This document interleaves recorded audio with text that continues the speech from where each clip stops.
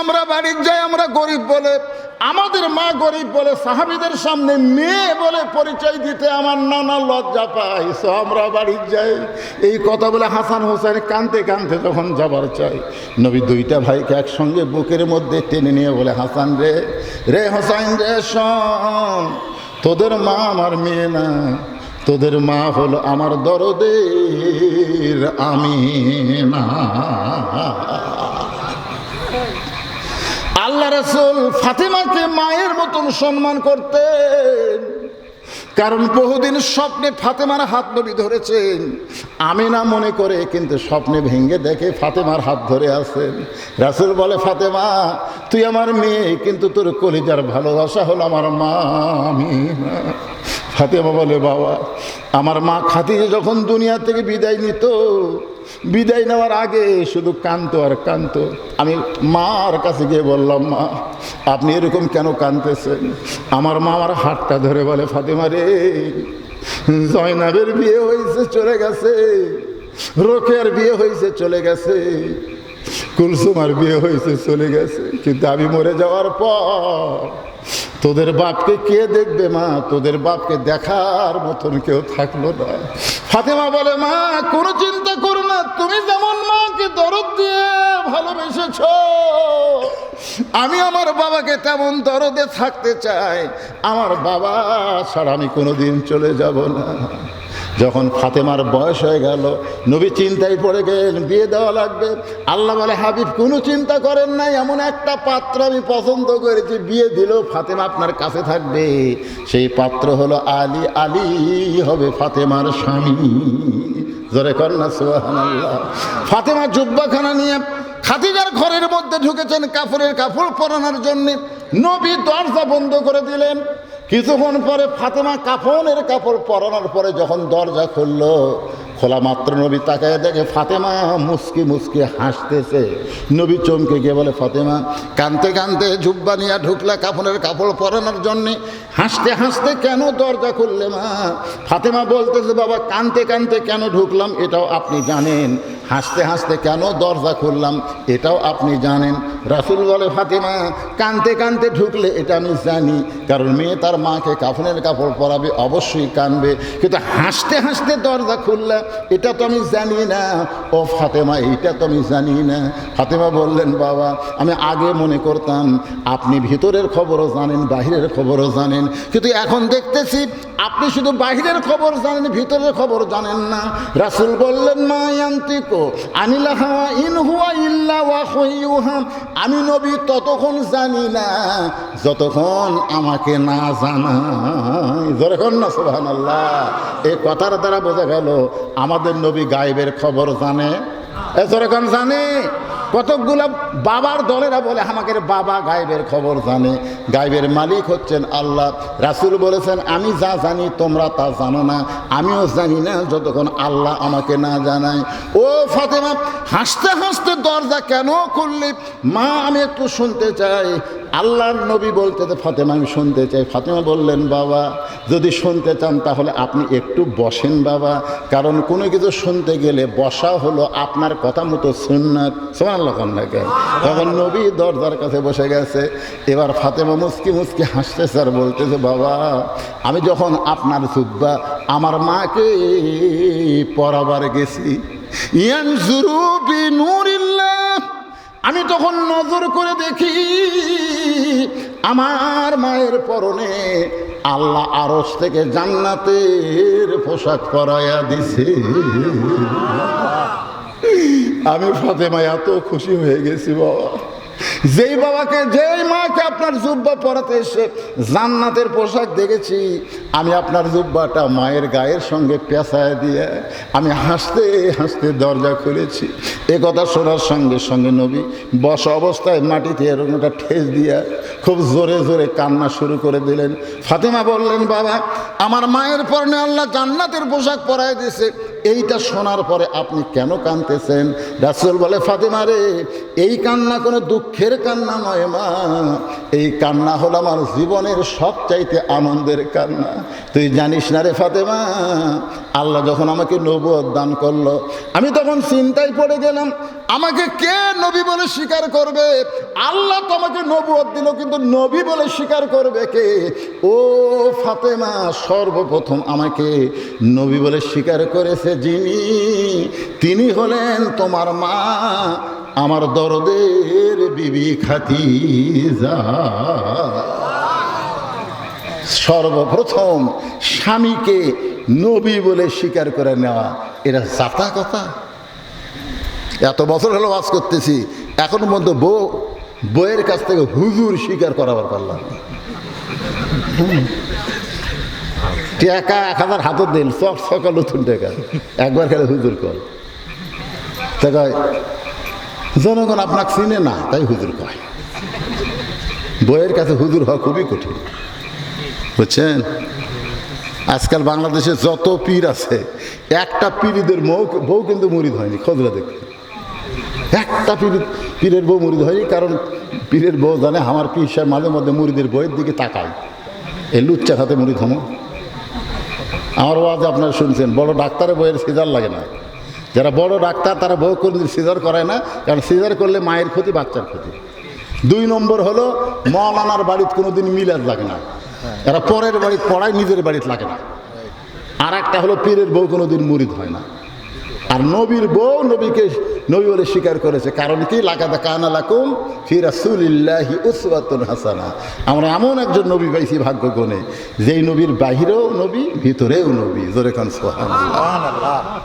যেই নবীর সম্পর্কে আল্লাহ বলেছেন, ওয়া ইন্নাকা লাআলা খুলুকিন আযীম, লাকাদ কানা লাকুম ফি রাসূলিল্লাহি উসওয়াতুন হাসানা। আল্লাহর নবী খাদিজার দেহখানা কবরের মধ্যে নামাই দিচ্ছেন, ছোট বাচ্চার মতন কাঁদতেছেন। আবু বকর বলে, রাসূলুল্লাহ, আপনি যদি কবরে নামানোর সময় এমন করে কাঁদেন, তাহলে আমরা কেমনে সহ্য করব? রাসূল বলে, সাহাবীরা রে, এই খাদিজাকে কবর দিচ্ছি, তোমরা জানো এই খাদিজার খবর, এই খাদিজার জীবনের এমন একটা আমল, আমি কোনোদিন রাত্রেবেলা, যতই রাত হোক না কেন, আমি যখন কলেমার দাওয়াত দিয়া ফেরত আসি, যাওয়ার সময় খাদিজা দরজা বন্ধ করে দেয় আমি যাওয়ার পর, কিন্তু যখন দাওয়াত দিয়ে ফেরত আসি, কোনোদিন রাত 1টা, কোনোদিন 2টা, কোনোদিন 3টা, তখন তো ঘড়ি ছিল না। আমি যখনই দরজার কাছে এসে দাঁড়াইতাম, খাদিজা না খা, এই শব্দটাও আমাকে কোনোদিন বলা লাগে নাই। আমি দাঁড়ানো মাত্র ওই দরজা খুলে যায়। আমি নবী খাদিজার বুকের মধ্যে নিয়ে বলি, খাদিজা, কোনোদিন আপনাকে ডাকা লাগলো না, আপনি কেমনে দরজা খোলেন জানতে চাই। খাদিজা বলে, নবী গো, আপনি যখন কলেমার দাওয়াত দিবার বের হয়ে যান, আমি তখন এই দরজার ফাঁকে নাক লাগায় দাঁড়িয়ে থাকি। আপনি যখন আসেন, আপনার দেহের সুগন্ধ মিষ্কাম্বর, আমি বুঝবার পারি আমার নবী আইছে, আমি তখনই দরজা খুলে দিই। আমি বললাম, খাদিজা, তাহলে কি আপনি কোনোদিন ঘুমাবেন না? খাদিজা বলে, হুজুর, ওই দিন আমি একলা ঘুমাবো যেদিন আমার মৃত্যু হবে। যেদিন আমার মৃত্যু হবে সেই দিন একলা ঘুমাবো, আর জীবিত থাকা অবস্থায় আপনাকে বুকে না নিয়ে আমি কোনোদিন ঘুমাবো না। রাসূল বলে, আবু বকর, আমার খাদিজা আজকে একলা ঘুমায় গেল। আমি নবীও থাকতে চাই তার সঙ্গে, কিন্তু ইসলামের নিয়ম না। আমার মন চাইলেও আমি খাদিজার কাছে থাকতে পারলাম না। নবী আমার কবর থেকে উঠে গেল। কবরে মাটি দেওয়ার পরে সবাই যখন কবর থেকে চলে যায়, আল্লাহর নবী খাদিজার কবর ছাড়েন না। ঘন্টার পর ঘন্টা নবী যখন দাঁড়িয়ে থাকেন, আরশের আল্লাহ ডাকতে বলে, হাবিব, সবাই চলে গেছে, আপনি খাদিজার কবর ছাড়েন না। নবী বলে, আল্লাহ, এত সময় চলে গেল, খাদিজার কবরে কি মুনকির নাকির পাঠাবেন না? আমার খাদিজা উত্তর দিবার পারবে না, আমি একটু খাদিজার পক্ষে উত্তর দিবার চাই। আল্লাহ বলে, হাবিব রে, আপনি শুধু খাদিজাকে ভালোবাসেন তা মনে করবেন না, আমি আল্লাহ খাদিজারে ভালোবাসি। নবী বলেন, আল্লাহ খাদিজাকে আমি আমার বিবি আমি ভালোবাসি, কিন্তু আপনি ভালোবাসেন কেন? আল্লাহ বলে, হাবিব আপনার কি মনে নাই? দুনিয়ার সবাই ঘুমিয়ে গেছে, আপনিও ঘুমিয়ে গেছেন, কিন্তু আপনার খাদিজা ঘুমায়নি। আল্লাহুম্মা বিইসমিকা আমুতু আল্লাযী খলাকাল মাউতা ওয়াল হায়াতা। খাদিজা মৃত্যুকে স্মরণ করে, কবরকে স্মরণ করে আপনার হাতটা বুকের মধ্যে নিয়ে এত কাঁদা কেঁদেছে। আমি রহমান রহিম আল্লাহ, যারা দুনিয়াতে জীবিত থাকা অবস্থায় মৃত্যুকে স্মরণ করবে, কবরকে স্মরণ করে, কবরের পাথেও জোগাড় করে, আমি আল্লাহর সঙ্গে যারা সম্পর্ক করে কবরের মধ্যে আসবে, তাদের কবরে মুনকির নাকির যাবে না, আমি আল্লাহ তাদের পক্ষে উত্তর দিয়া দিব। লিল্লাহে তাকবীর। তার মধ্যে 1 নম্বর হচ্ছে নামাজ। আপনি নামাজ নিয়ে যদি কবরে যাওয়ার পারেন, মানে নামাজ পড়তে পড়তে আপনার মৃত্যু আছে, কিংবা হয়তো আপনি নামাজ পড়তে পড়তে অসুস্থ হয়ে গেছেন আর সুস্থ হননি, নামাজ পড়বার আর পাননি, সেটা একই কথা। কবরে যাওয়ার পরে আপনি যখন শুয়ে পড়বেন, সবাই মাটিতে যখন চলে যাবে, মুরগি নাকি তো প্রথম মশান নিয়ে ঢুকবি, বুঝলেন? মশান নিয়ে ঢুকে বলে, মান রব্বুকা, তোমার রবকে। তখন ওই মৃত্যু ব্যক্তি শুয়েই থাকবি, ওই ব্যক্তির নামাজ দাঁড়িয়ে যাবি। নামাজ দাঁড়ায় বলে, এই আগে তোরকে পরিচয় দে, তোরা কে? তোকে চামড়া মুনকির নাকি? কার কাছে? কিন্তু শুয়ে আছে, উঠতে পারবি না, মুনকির নাকির আল্লাহ করে প্রশ্ন করা বলে পাঠাছে, আমি কি দেখতে পেরেছি? তুমি কে? আমি এই ব্যক্তির নামাজ। সুবহানাল্লাহ। মুনকির নাকির এই ব্যক্তি 10 বছর থেকে নামাজ ধরছে, 70 বছরে মারা গেছে। তাহলে 60 বছরে প্রতিদিন 5 ওয়াক্ত করে নামাজ পড়লে কত ওয়াক্ত নামাজ হয় হিসাব দে। মুনকির নাকির কয়, ভাই আমাদের কাছে তো ক্যালকুলেটর নাই, তুই আছো ভাই বুঝবে। আচ্ছা 5 ওয়াক্ত করে হলে হিসাব করতে একটু কষ্ট হচ্ছে, তাহলে চিন্তা কর 5 ওয়াক্ত ফরজ হলো 17 রাকাত, তাহলে প্রতিদিন যদি 17 রাকাত ফরজ পড়ে 60 বছরে কত রাকাত? মুরগির নাকির কয়, হিসাব তোর কঠিন হয়ে গেল, এই খালি ফরজের হিসাব ধরছি, বেতের সুন্নত নফল হিসাব দে। মুশপাস না, এই লোকটা মসজিদের মধ্যে যাই, মসজিদ ঢুকাই প্রথমে নিয়ত করার পরে কি কথা? আলহামদুলিল্লাহি রব্বিল আলামিন। কেন দুনিয়াতে নিয়ত করার পরে সূরা ফাতিহার প্রথমেই যে আলহামদুলিল্লাহ রব্বিল আলামিন দিয়ে শুরু করলো, রুকুর যে সুবহান রব্বিল আযীম করলো, সেজদার যে সুবহান রব্বিল আলা করলো, এতবার রব রব রব রব করে কেবল কবরত এসে ঘুমাচ্ছে, আবার রব। তোরকে রবের কি হতে রে? মুনকির নাকির ভয়ে কবরে কোরআন যে কয়, আল্লাহ মান রব্বুকা প্রশ্ন করার সাথে সাথে নামাজ যে খেপা খেয়েছে, আল্লাহ কয় যে নামাজ না কবরে যাচ্ছে, আর সব প্রশ্নের উত্তর হয়ে গেছে। এই যান, এই নামাজ আল্লাহর সাথে সম্পর্ক করতে গেলে এই নামাজ লাগবে। তাই যুবকদেরকে বলতেছি, মসজিদের খালি উন্নয়ন করলে হবে না, তোমরা যুবকরা 5 ওয়াক্ত নামাজ জামাতে আদায় করা লাগবে। ধরে কোন কথা ঠিক? আল্লাহ জানো এই যুবকদের জন্য আমরা দোয়া করব, এরা যে কাজে থাক, ব্যবসা বাণিজ্য চাকরি বাকরি যেটাই থাক, খেতে খামারে থাক, যেখানেই থাক, আল্লাহ যেন এদেরকে ভালো রাখে, সুস্থ রাখে, 5 ওয়াক্ত নামাজে যেন কবুল করে। আর যারা কষ্ট করে মাহফিল এত আঞ্জাম দিলেন, দেখেন কঠিন গরমের মধ্যে বাড়িতে গেলেই ফ্যানের বাতাস পেতেন, কিন্তু এত কষ্ট করে এত রাত পর্যন্ত এই জান্নাতের বাগানে যারা বসে আছেন, আমরা সবাই দোয়া করব। মাসটা বৈশাখ মাস, এখনও জমিতে ধান আছে না নাই? জোরখান আছে না নাই? কেবল ধান পাকতিছে, আপনার খালি প্রতিদিন বিকালে যাচ্ছেন আর দেখতেছেন। যদি আসমানে একদিন এখন তো কালো মেঘ করে, যদি অনেক জায়গাতে হুজুর বৃষ্টি হচ্ছে না, একটু দোয়া করেন। আমি না, আবার বৈশাখ মাসে বৃষ্টির দোয়া করা যাবে না রে, বৃষ্টি চালে ঝড় আসবে, ঝড় চালে পাথর হবি। জোরে কোন কথা ঠিক না? যেভাবে আছে এইভাবে বৈশাখটা পার হয়ে যাক, কারণ আমাকে সোল বলতো যেভাবে বৈশাখ বরণ করছে, এইবারে বোঝেন না, এসো হে বৈশাখ, এসো ধান ঢোলক ভেজে, ওরা তার ধান আবাদ করেনি, সালারা বুঝতেছে না যে কৃষকের কি হবে। ওরা গান গায় বৈশাখ এসো হে বৈশাখ এসো হে। বৈশাখ শুধু বৈশাখ না, বৈশাখের মধ্যে একটা গজব আছে, জোরে কোন কথা ঠিক কিনা? এই জন্য কাল বৈশাখী গজব থেকে আল্লাহ যেন আবাদকে হেফাজত করে, এই সমস্ত কিছু সামনে নিয়ে আমরা এখন মোনাজাত করব। আজকের মাহফিলের সভাপতি এবং প্রধান অতিথি দুইজনই আছে। ভাই আপনি কিছু বলবেন নাকি? না, ভাই আপনি কিছু বলবেন? কিছুই কেউ বলবে না, এখন দোয়া হবে। আস্তাগফিরুল্লাহ। জি, মানে মসজিদের মোয়াজ্জেমের ছেলে এর আগে 1 লাখ টাকা অন্যান্য জন দিয়েছিল, আবার 50,000 দিবে জুলাই মাসে প্রবাসী। মসজিদের মুয়াজ্জিনের ছেলে, মোয়াজ্জেমের ছেলে মসজিদের মুয়াজ্জিনের ছেলে 1 লাখ টাকা আগে দিছিল, মসজিদের অন্যান্য জন আবার মসজিদের অন্যান্য জনে 50,000 টাকা দান করবে। মুয়াজ্জিনের ছেলে সোহেল বিদেশে থাকে, যেখানেই থাকে আমরা তাদের জন্য দোয়া করবো, আল্লাহ যেন ভালো রাখে, শরীরটা সুস্থ রাখে, আল্লাহ যেন কামায় আরও বরকত দেয়, আরও বেশি বেশি যেন দান করতে পারে। জি হুজুর, ওই জায়গাটা মসজিদে আমার বাপ দিয়ে মারা গেছে, তার জন্য দোয়া করেন। আরে আপনার বাবা দোয়া লাগে না, কতকগুলো লোক এমনি জান্নাতে হয়, এমনি জান্নাতে হয় যাদের জায়গা আল্লাহর ঘরের জন্য ওয়াকফ হয়। সেই লোকটা আল্লাহ কি করবি, তুই আমার জায়গাতে জানো যা, আল্লাহর বিবেচনা আছে না? না কথা কর না কেন, আছে না? না এই মসজিদে যারা দান করলো, মসজিদ যারা জিনিস কিনে, লাইট কিনে দিল, বাল্ব কিনে দিল, মসজিদে টাইলস কিনে দিল, এই লোকগুলো আল্লাহ জাহান্নামে দেবে। আর যদি জাহান্নামে দেয় মসজিদ ছাড়বি? মসজিদ কবে আল্লাহ জাহান্নামে দিয়ে জাহান্নামে দাও, আমাকে দাও। আল্লাহ কবে আরে তুই আমার ঘর, তুই আমার ঘর, তো জাহান্নামে দেবো না। তখন মসজিদ বলে আপনার ঘর কেমনি হলাম, ওরা টাকা দিয়ে বেনে দিতে, ওরা ভ্যানে দিতে, তাহলে ওর বাদ দেয়, আমি কেমনে যাই?